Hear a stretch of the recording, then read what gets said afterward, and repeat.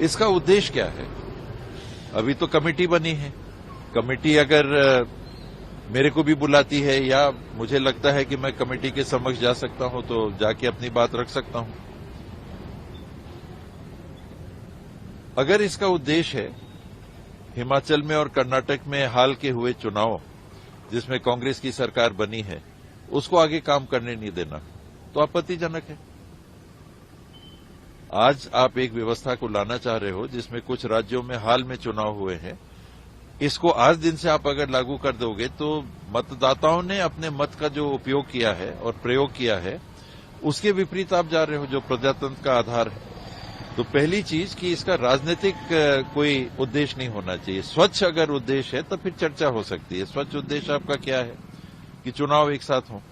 चुनाव अगर एक साथ होते हैं लोकसभा और विधानसभाओं के, ये कोई नई बात नहीं है।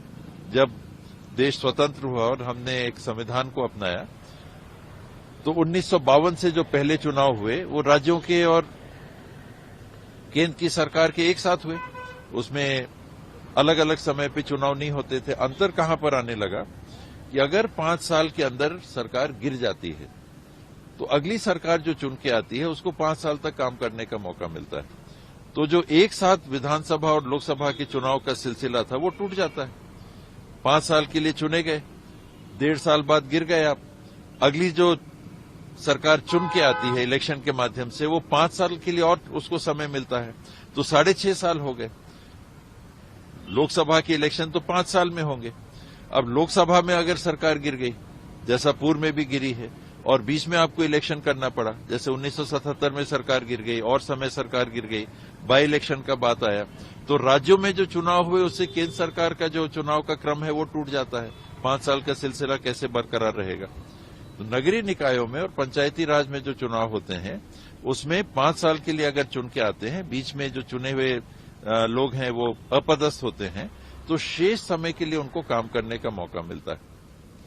अगर कोई विधायक या सांसद है, उन्होंने त्यागपत्र दे दिया या दुर्भाग्य से उनकी मृत्यु हो गई, तो 5 साल के शेष समय काल के लिए उनको प्रतिनिधित्व करने का मौका मिलता है। वैसी स्थिति अगर आपको देश में लागू करनी है पूरे चुनाव में तो सबसे राय करिए और उसके बाद उसको आप लागू करने पे चिंतन करिए। ये भी बात आ रही है कि लोकसभा और राज्यसभा के अगर चुनाव होंगे तो कहीं इसमें ऐसा उद्देश्य तो नहीं है कि ये देश के मुद्दों का चुनाव हो जाएगा, राज्य के मुद्दे नीचे पीछे हो जाएंगे। हालांकि मुझे लगता है कि जो नागरिक हैं वो काफी परिपक्व है, मतदाता है वो काफी परिपक्व है। फिर भी अगर ऐसी शंका है तो आप पार्लियामेंट का चुनाव कराओ, फिर 2.5 साल बाद राज्य का चुनाव कराओ और उनको 5-5 साल के लिए अंदर बांध दो। आपको एक साथ चुनाव कराना मतलब कि मिड टर्म इलेक्शन होने से जो क्रम टूटता है उससे आपत्ति हो रही है।